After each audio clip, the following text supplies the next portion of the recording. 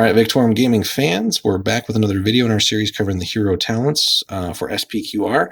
Today we're going to take a look at the Twin Blades of Hades, which is, again, another one of the smaller tech trees and is basically just a straight line. So you got a prereq ability, and then you kind of have to go in that line to get all the way through it.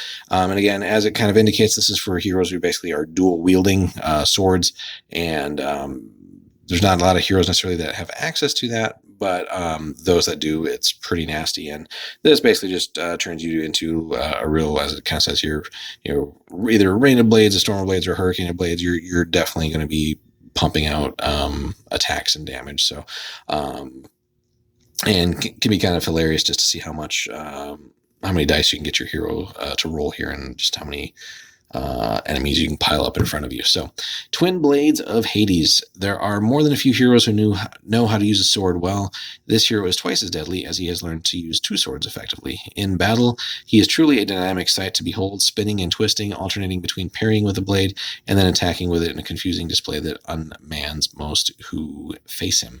So these talents may only be used by heroes with two swords. So you got Rain of Blades, Storm of Blades, and Hurricane of Blades. And as you might guess, these are all melee abilities here, and pretty simple progression here. So it starts off with the requirement of melee +2, then 3 and 4 as you go through the tree.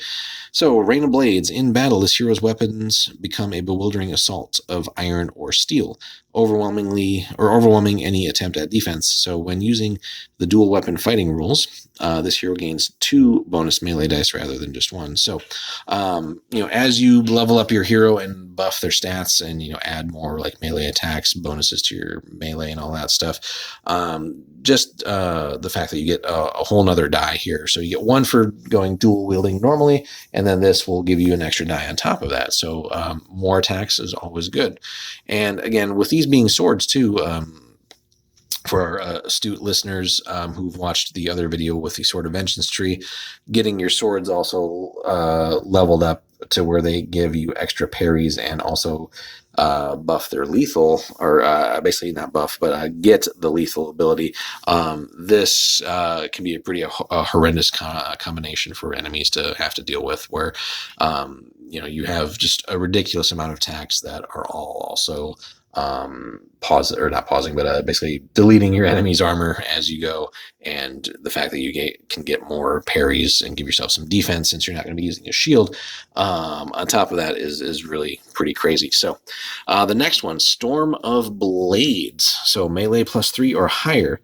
As though possessed by the speed of the gods themselves, this hero is a fiend in battle, working both swords together to slice an enemy apart. When using the dual weapon fighting rules, this hero doubles his melee dice rather than just gaining a bonus dice. So instead of +2, you're just straight up doubling it. Now, obviously, if you just have like a base 2 melee dice, you're just going to double it to 4, which, if you're paying attention, would be the same amount of dice you would get for Rain of Blades. 2 base, 1 for dual wielding, 1 for Rain of Blades. So where this Storm of Blades really starts kicking in is once you have at least like a base of 3 attacks there. So then you're doubling it to 6, which is just ludicrous. And again, if you have like lethal 2 and lethal 3 from the Sword of Vengeance tech tree, and you got all that going, that's going to get really scary really quickly for enemies. And then the last one, Hurricane of Blades. When armed with 2 swords, this hero is all but unbeatable in battle, handling each blade with more skill than most heroes can hope to master with just 1. When using the dual weapon fighting rules, this hero doubles his melee dice rather than just gaining a bonus dice, and can also parry every close combat attack made against him. So each and every one. So and that's really the strongest or most potential amount of parries that you can get. You don't have to worry about getting extra parries with your swords. You're not using a shield anyway, so the downside of not having a shield to get parries is mitigated here, and you're just so fast with your 2 swords that you're going to parry everything.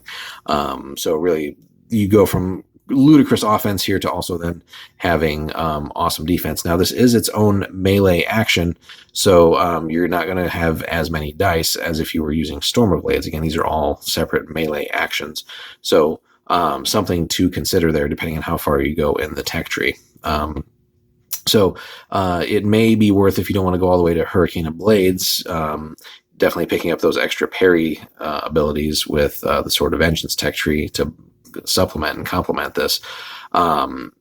Because Hurricane of Blades, basically, with it letting you parry everything, you don't need to worry about having extra parries. You just parry everything anyway.